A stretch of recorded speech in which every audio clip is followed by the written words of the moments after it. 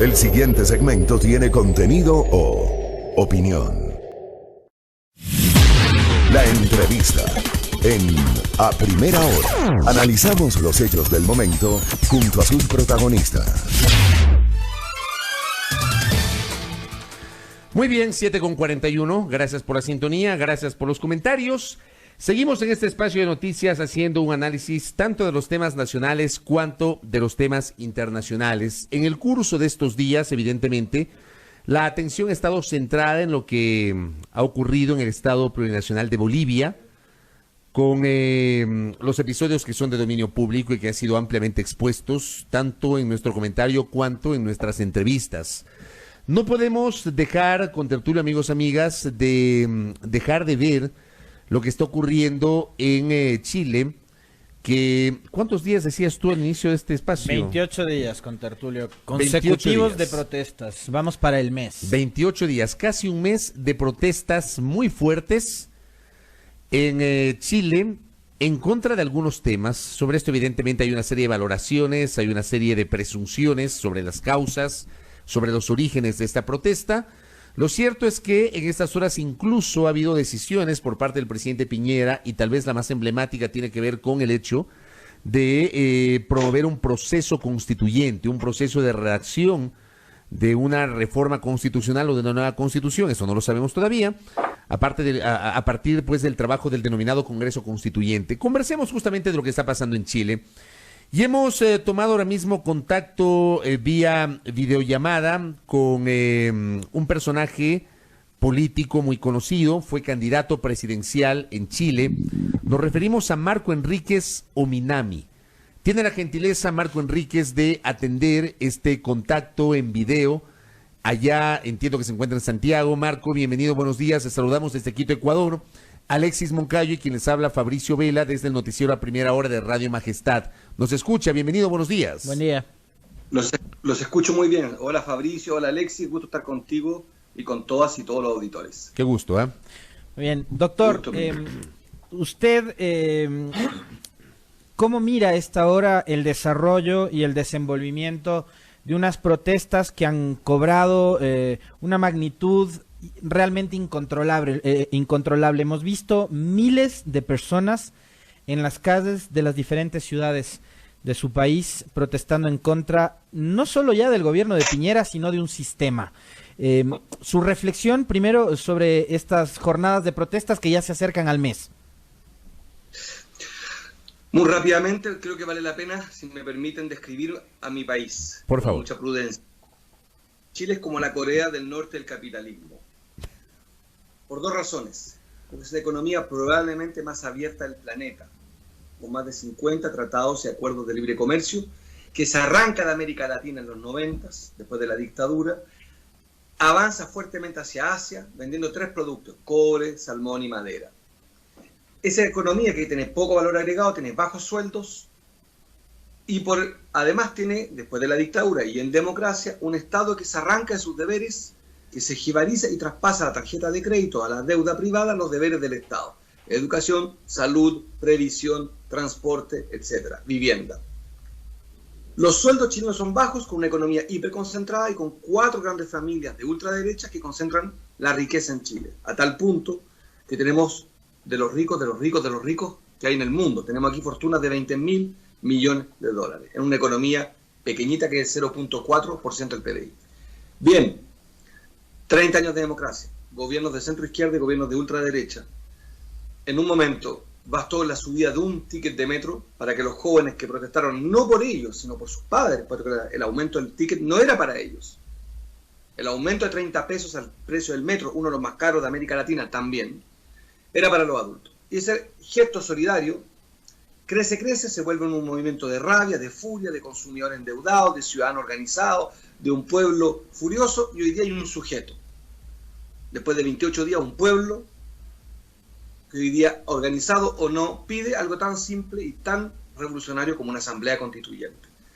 En eso está esta economía pequeñita, donde el 1% de los ricos concentra el 30% de la riqueza, donde el 10% de los más ricos se lleva el 70% del ingreso, donde 4 bancos se llevan el 80% de las colocaciones bancarias, 4 farmacias, 4 supermercados, etcétera, etcétera. Donde el capitalismo en el fondo es una gran mentira porque ni siquiera garantiza lo principal del capitalismo, la competencia, economía sin competencia. En síntesis, estamos frente a las puertas de la historia.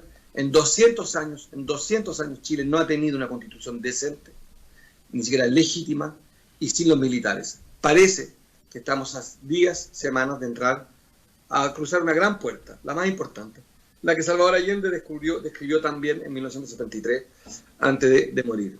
Se abrirán las grandes alamedas y parece que están abriendo, y ya veremos si la clase política hace trampa o el pueblo gana con su coraje. Con 200 jóvenes que han perdido la vista, más de 10.000 detenciones según algún organismo, y como todos sabemos, con 23 muertos durante el gobierno de Sebastián Piñera, un ultraderechista que ganó legítimamente las elecciones. Marco, le pregunto, usted dice estamos a puertas de abrir esta gran puerta. ¿Usted se refiere al proceso constituyente que se ha anunciado? Efectivamente, este es un debate que es muy jodido, muy complejo. Miren, la Constitución de Chile es una constitución que nace, como todos los elementos básicos de la independencia de Chile hace 200 años. En síntesis, lo que dice, a diferencia de Argentina, de Brasil, de Colombia, de Venezuela, de casi toda América Latina, es que las regiones, las provincias, deben ser esclavas del centro, porque es un país indomable, por los famosos mapuches, entre otros. Entonces, el país indomable, con esta geografía tan extraña, se mantiene un colonialismo inédito, un centralismo poderosísimo, y es el presidencialismo sin que las regiones elijan. A raíz de esto, con una constitución que Pinochet corrige a su favor en 1980, en que votan hasta los muertos en los cementerios, con un plebiscito fraudulento, esa constitución siempre fue ilegítima. La democracia, torpemente, Lagos y Bachelet, tratan de modificarla, pero no la hacen chilena, no la hacen de los chilenos, la hacen de los militares chilenos. Es una constitución del miedo, Lagos que no tiene ninguna posibilidad Lagos de ser y Michelet, dice Entonces, usted. ¿Perdón? Lagos y Michelet, y Bachelet, dice usted. Lagos y Bachelet impulsaron este cambio con esa orientación a favor de los militares, dice usted. No, digo que la reformaron tímidamente y por tanto la validaron. Correcto. No. Correcto. No, la Constitución la Constitución en realidad, si somos estrictamente académicos, no es de Pinochet, es de la historia de Chile, es una Constitución muy conservadora. Pero bueno, Pinochet hace una nueva Constitución en que le agrega elementos adicionales en lo económico a favor de los Chicago Boys, vale decir, del subsidio de la demanda y no el subsidio de la oferta. ¿Qué quiere decir eso? De que se privatiza el Estado. Se lo hago simple. Se privatiza, se privilegia la propiedad privada sobre el derecho a la educación. En simple, en democracia, en 30 años, se hacen muchas reformas. Pero esas reformas lo que hacen finalmente es legitimar la Constitución de 1980 y, si usted quiere ser más ambicioso, la Constitución de hace 200 años. Pero eso no es el punto hoy día. El punto es que hay una crisis, una emergencia social, una crisis social. Hay jóvenes que han sido detenidos de manera, incluso atentando sus derechos humanos, según Amnistía Internacional, etcétera, etcétera.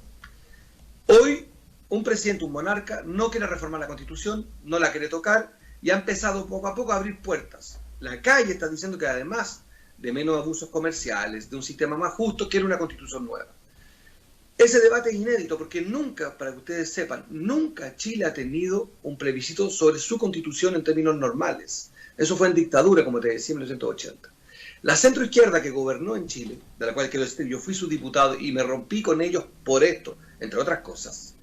Esa centroizquierda hizo reforma a la Constitución, intentó, pero nunca se atrevió a convocar una asamblea constituyente ni un plebiscito sobre eso. Nunca ocurrió, nunca tuvo el coraje. Hoy el pueblo, si tú quieres, este sujeto que hoy día está mucho más identificado, tiene una identidad mucho más fuerte que hace una semana, este pueblo que pide asamblea constituyente, este sujeto, donde también al lado, no adentro, hay mucha violencia que hay que condenar, mucho vandalismo que hay que parar, pero dicho esto, tienes un pueblo que va más rápido que su clase política. Va mucho más rápido. Está diciendo en una semana que Piñera es el símbolo de la ultra riqueza y del egoísmo y del antisocial, que es Piñera. Pero también tienes al lado un pueblo que está diciendo, adicionalmente, ustedes también, la centroizquierda, no pasen desapercibidos. Ustedes pudieron haber hecho y no lo hicieron. Entonces, ahora estamos en este dilema, en estas horas, te estoy diciendo, a esta hora, en este minuto en directo, si el Congreso retoma la agenda y ofrece un Congreso constituyente donde se elijan constituyentes del pueblo, por plantearlo así, y congresistas ya elegidos, y se hace una mixtura para sacar una nueva constitución. Se está hablando muy rápido. En Chile es muy buena esta entrevista y la acepté gustoso porque adoro Ecuador y conozco este medio. Muchas gracias. Muy amable. quiero decirles que esto es un momento donde en 2 horas más esta entrevista habría que repetirla, y en 4 horas también, y en 6 también. Esto va muy rápido. A esta hora ya Sebastián Piñera no tiene margen, o renuncia, que es muy difícil que lo pueda hacer por razones constitucionales, etcétera, o avanza hacia una asamblea constituyente. Yo creo que esto va ganando. Vamos a ver cuánto acepta este pueblo organizado, este sujeto pueblo que se despertó, cuánto acepta que el Congreso controle la agenda. Ya veremos, porque por ahora han ido contra la monarquía, contra el presidente. Veamos cuando el Congreso sea protagónico, cuánto este pueblo resiste, que estos mismos que bloquearon todas las reformas, que cuando tuvieron mayoría en la centroizquierda no quisieron avanzar, te lo digo yo que era parte de esa mayoría, cuánto este pueblo tolera. A lo mejor lo tolera y avanzaremos en un camino, a lo mejor no lo tolera y avanzaremos en otro camino. Esto es lo que pasa, si me permiten. Soy un interesado, yo dejé la política en Chile, quiero decirte. Ya no participo en la política contingente. No doy entrevistas en los medios chilenos. Pero creo que puedo ser un protagonista privilegiado del proceso, no en tanto vocero, no voy a hablar ni voy a ser político, sino porque puedo acompañar esto, porque lo defendimos muchas veces. Y me agradezco el que hoy día mi país avance tan lejos. Me siento acompañando humildemente. Aquí no hay políticos que puedan utilizar esto. Y yo el que menos, puesto que ya me retiré. Pero veo al lado de esto, como a miles y a miles, que hoy día Chile cambió y ya no tendrá punto de retorno. Estamos dialogando con Marco Enríquez Ominami, político chileno de dilatada trayectoria, diputado en el periodo 2006-2010, candidato presidencial en 2 ocasiones, uno de los fundadores del Grupo de Puebla. Sobre la respuesta anterior que le daba la pregunta de Fabricio, doctor, ¿por qué los gobiernos de centroizquierda no cedieron ante esas legítimas aspiraciones de grupos como el que usted lideraba? De la necesidad de reformar o de establecer una nueva carta constitucional para el país que se conecte con las necesidades y las urgencias que tiene la actual población en Chile, por un lado, y por otro, ¿cómo va a entrar su país a la etapa de esta construcción constitucional en medio de estas protestas que no tienen precisamente un liderazgo político al frente? Vemos que son masas de gente que están protestando, que son inconformes de absolutamente todo el sistema, ya no es solo el pasaje del metro como empezó. Entonces, ¿cómo van a hacer para sistematizar todas esas urgencias que tiene actualmente la gente protestando en la calle? Me importa mucho subrayar esto, aunque parezca majadero. Para mí es muy difícil esta entrevista por lo siguiente, porque yo ya no soy protagonista, pero tampoco quiero ser comentarista. Entonces voy a opinar de la manera, en un punto curioso. No quiero ser académico de esto, quiero acompañar a este pueblo que tanto sufre y tanto lucha. Yo tengo 2 reflexiones que son complejas. Una sobre la última pregunta. ¿Por qué no hay políticos? Bueno, este es el riesgo. En mayo de 68 en Francia, 11 años después llegó la izquierda a gobernar. Ganó la derecha. Después del movimiento de los indignados en Madrid, ganó Rajoy 7 años. Nada garantice que después de estas protestas tengamos un gobierno con valores progresistas.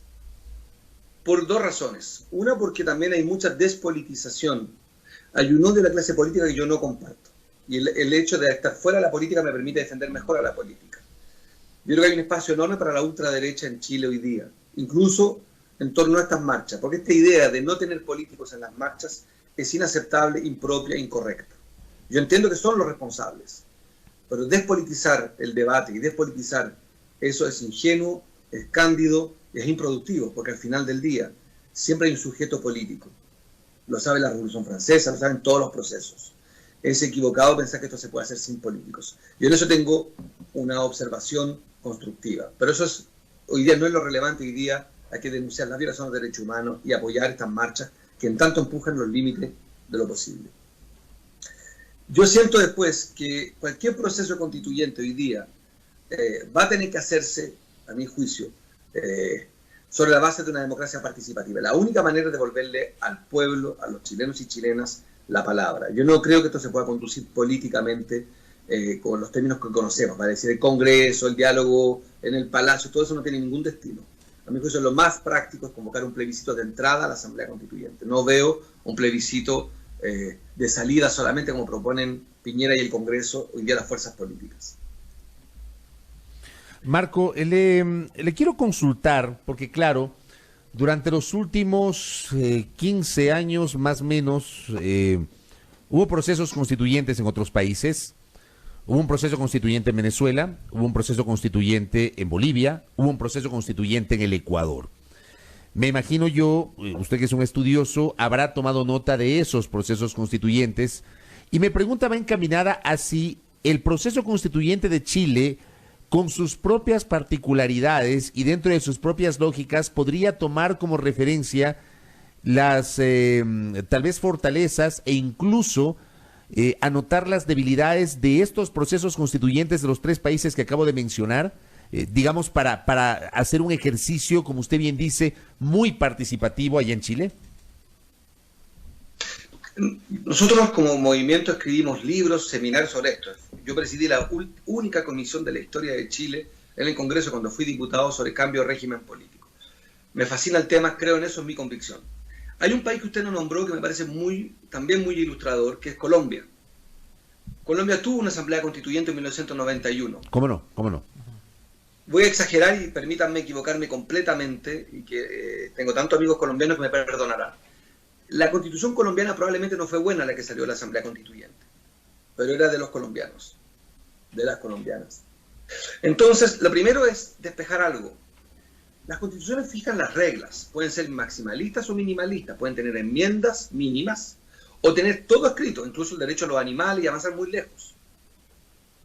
Pueden tener, como tiene la ecuatoriana, que es de las más revolucionarias del mundo, la naturaleza incorporada en su debate constitucional. A mí me parece que la calidad de la constitución es un debate falso. Lo primero es que sea legítima. La democracia, cuando tiene problemas, se resuelve con más democracia. Por eso es que creo que lo primero es ponernos de acuerdo en eso. Lo segundo es que los procedimientos, a mi juicio, tienen que ser que sean plazos razonables, no largos, que se entre a la Asamblea Constituyente por un plebiscito y se ratifique el texto por plebiscito.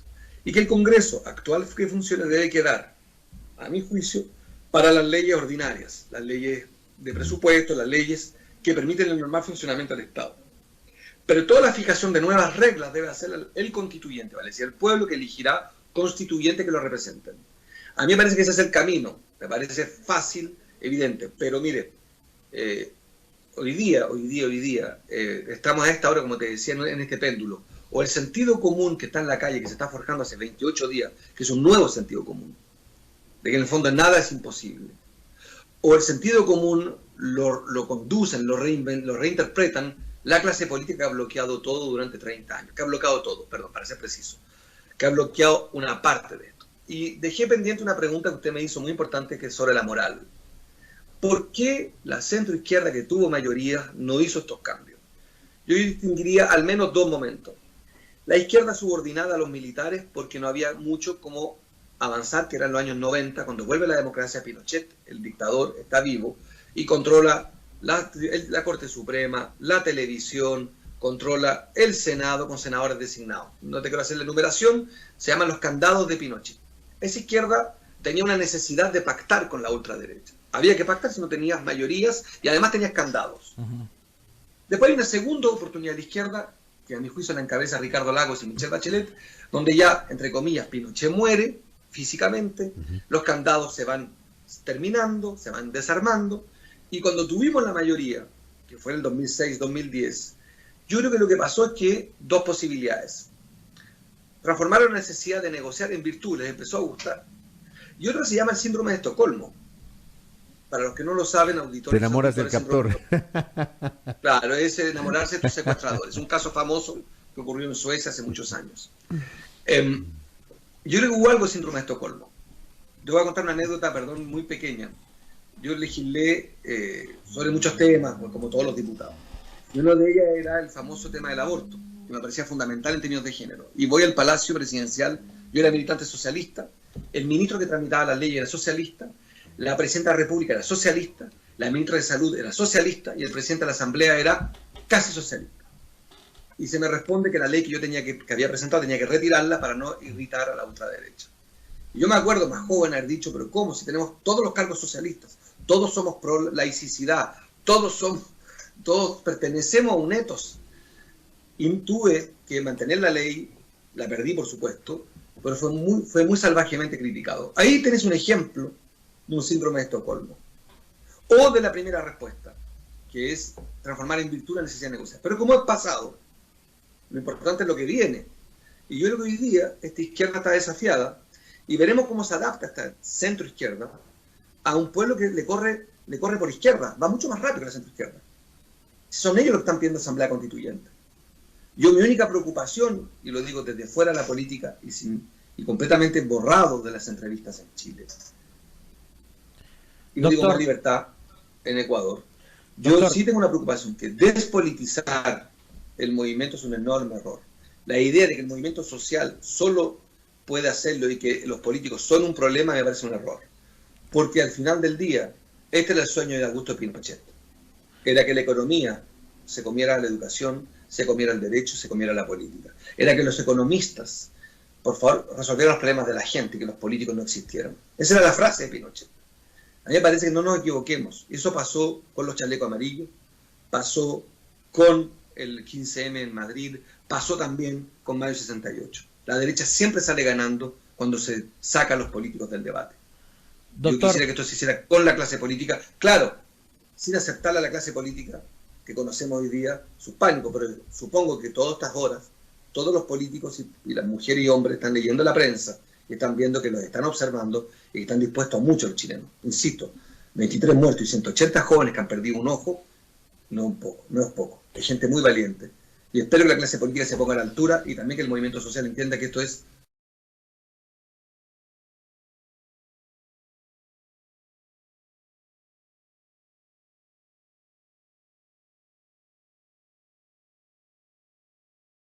calles en países como Bolivia actualmente, como Chile, pasó lo propio acá en Ecuador durante los primeros días de octubre. En Colombia se anuncia una movilización para este 21 de noviembre, gente inconforme con medidas económicas, con el statu quo, etcétera, etcétera. Pero al mismo tiempo vemos que la respuesta del Estado, a propósito de una serie de inquietudes, de preguntas que quiere la audiencia que le formulemos a Marco Enríquez Ominami, como respuesta el Estado ha utilizado la fuerza. Y vemos que hoy, por ejemplo, en Chile, que durante la década de los 70 y hasta los 80 soportó una de las dictaduras más sangrientas, que fue la de Pinochet, nuevamente saca a la fuerza pública a reprimir a la gente. Entonces tenemos lo de Chile. Tenemos lo que ocurrió en Bolivia, donde la policía salió a las calles a protestar contra Evo Morales y se sumó a la sublevación, y los militares a través de una rueda de prensa le exigieron o le pidieron o le sugirieron a Evo que renunciara. En Ecuador también tenemos algunas alocuciones de los jefes del ejército diciendo que están listos para contrarrestar la arremetida de la subversión y la sedición. Entonces, ¿qué lectura le podemos dar a el rol que están cumpliendo Fuerzas Armadas en un continente que ya vivió dictaduras militares en el pasado? Yo iría por parte. Creo que primero a nivel mundial tenemos un problema entre la democracia y la prosperidad. Las democracias que no garantizan prosperidad para todos y todas son puestas en duda las democracias, no el capitalismo. Eso me parece a mí que es lo más jodido, que primero es la democracia la que es castigada, porque probablemente es la que menos armas tiene para defenderse. El capitalismo tiene armas para defenderse, la democracia no. Me parece a mí que tiene menos armas, para ser preciso. En segundo lugar, soy convencido que no hay democracia económica si no hay una buena democracia. Y entonces creo que ahí tenemos nos ha faltado construir un buen puente para explicar que la democracia económica requiere democracia, tan simple como eso. Y hemos hecho muchas reformas económicas y pocas reformas democráticas. Que no es el caso, quiero decir, de Ecuador, de Bolivia, de Venezuela, de muchos países. Ese es el caso de este famoso laboratorio que es Chile. Chile es un gran ejemplo. Hicieron múltiples reformas económicas de una audacia inédita. Algunas yo las puedo explicar, no las puedo justificar, pero las entiendo. Chile, no te olvides nunca que es una pequeña economía en el fin del mundo, vecino de dos gigantes que no se interesan en Chile, Brasil y Argentina. En términos económicos estoy hablando, por favor, no lo tomen en términos culturales ni morales, en términos económicos. A Brasil le da exactamente lo mismo lo que haga la economía chilena. Le importa, pero muy poco. Y Argentina mira más al Atlántico que hacia el Pacífico. Será el problema de los argentinos, que el nuevo presidente Alberto Fernández probablemente dará un giro, pero lo cierto es que Chile nunca le han dado bola a Chile, y Chile nunca le ha dado bola a América Latina. Siempre yo decía, Chile tenía esta cosa de ser el mejor alumno del barrio, el mejor alumno, pero no el mejor compañero. O incluso, como decía la derecha, que era una buena casa en un mal barrio. Yo atiendo que la democracia en Chile se descuidó y se consideró que era un tema bolivariano hablar de democracia. Bueno, acá están, que finalmente lo que la derecha decía, que venía Chilezuela, si ganaba yo, o ganaba Guillé, o ganaba quien fuera, que íbamos a hacer una nueva Venezuela. Bueno, lo que ellos tenían, la caricatura que hacen de Venezuela, que es Chilezuela, les llegó de la mano de Piñera, y no nuestra. No fuimos nosotros. Nadie de nosotros está gobernando hoy día.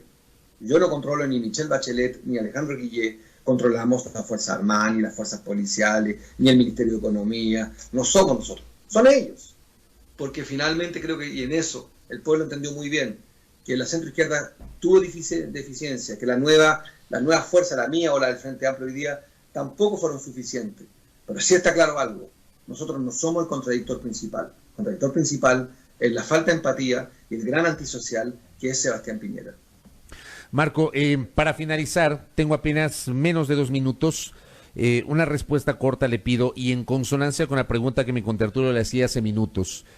Mucho se habla de una suerte de plan continental de desestabilización. ¿Existe ese plan? ¿Cómo le ve Marco Enríquez Ominami? ¿Y qué participación tendría el Grupo de Puebla, del cual es parte y fundador, ¿no? Claro. Marco Enríquez Ominami? Porque hoy el Grupo de Puebla es uno de los colectivos señalados y estigmatizados acá por parte del gobierno de Ecuador.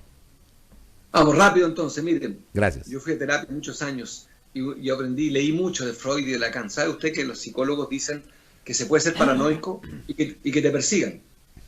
Yo creo que no me gusta la idea de la paranoia de que todo lo que pasa en Bolivia, en todas partes, es producto de un plan norteamericano, pero convengamos que hay suficiente evidencia del pésimo, mal comportamiento, el obsceno comportamiento de la OEA, de la Organización de Estados Americanos, y de Estados Unidos. Los comunicados de prensa están ahí. O sea, creo que efectivamente hay un evidente interés de la derecha continental de destruir todos los gobiernos progresistas, de judicializar a Lula para impedirle competir, de judicializar a Cristina Fernández para impedirle competir, de sacar del Ecuador de manera inaceptable a Rafael Correa, de meter preso con un juicio, a mi juicio, viciado procesalmente a Jorge Glass, del cual nadie habla, o se habla muy poco en el continente, que era un vicepresidente electo democráticamente junto al actual presidente. No, yo creo que efectivamente podemos tener una izquierda paranoica y que al mismo tiempo la persigan. Las dos cosas son perfectamente posibles.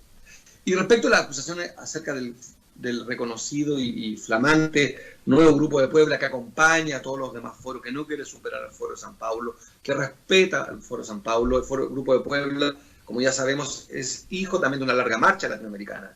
No viene a reescribir la historia, viene a acompañar el proceso, a fortalecer la integración con estos líderes que se representan a sí mismos. Esa acusación es absurda. La he leído mucho en los medios de derecha. Sebastián Piñera la ha insinuado varios jefes de Estado de derecha, la prensa de derecha, en redes sociales leo esa estúpida idea de que el Grupo de Puebla hubiese organizado las protestas en Barcelona, en Puerto Príncipe, en Haití, en Quito, en Santiago de Chile. No, eso es completamente absurdo. Mire, si hubiese sido tan poderoso, yo mismo, que soy uno de los impulsores del Grupo de Puebla, habría ganado las elecciones entonces. Si fuera tan eficiente para desestabilizar el país, se me habría robado las elecciones donde perdí la última vez. Mire, es absurdo, ridículo, no va para ninguna parte. Todo lo que hemos hecho lo hemos hecho a cara descubierta, transparentemente. Hemos dicho que estamos el Grupo Puebla para ayudar a pensar en el progresismo y para integrar, buscar consensos regionales y articular. Y que todos estos líderes que están ahí, que a esta altura son 38 líderes de 13 países, donde ayer se sumó el presidente Evo Morales y Álvaro García Linera, donde hay 10 expresidentes, 8 excancilleres, 2 futuros presidentes, etcétera, etcétera. Este grupo es de hombres libres y mujeres libres que se representan a sí mismos, que tienen cicatrices, que han luchado por el poder y la confianza de sus pueblos y que tienen pasaporte y que responden muy rápidamente al WhatsApp. No hay mucho más que eso, ni mucho menos. No es poco, pero no es suficiente, créame, y nosotros estamos más bien empeñados a que estos procesos se fortalezcan y que América Latina sea la famosa patria grande, porque yo estoy convencido, como dice una peronista argentina, que la patria es el otro. Doctor Enríquez Ominami, gracias por el tiempo, gracias por la gentileza, gracias, muy amable. Muy amable. Chao, chao. Un abrazo. Gracias a Marco Enríquez Ominami, ex candidato presidencial y uno de los cofundadores del denominado Grupo de Puebla, con una visión sobre lo que pasa en Chile. Creo que tenemos ahora mismo un poco más de claridad sobre el proceso constituyente, lo seguiremos comentando en las próximas emisiones. Gracias a nuestro invitado, 8 de la mañana con 10 minutos.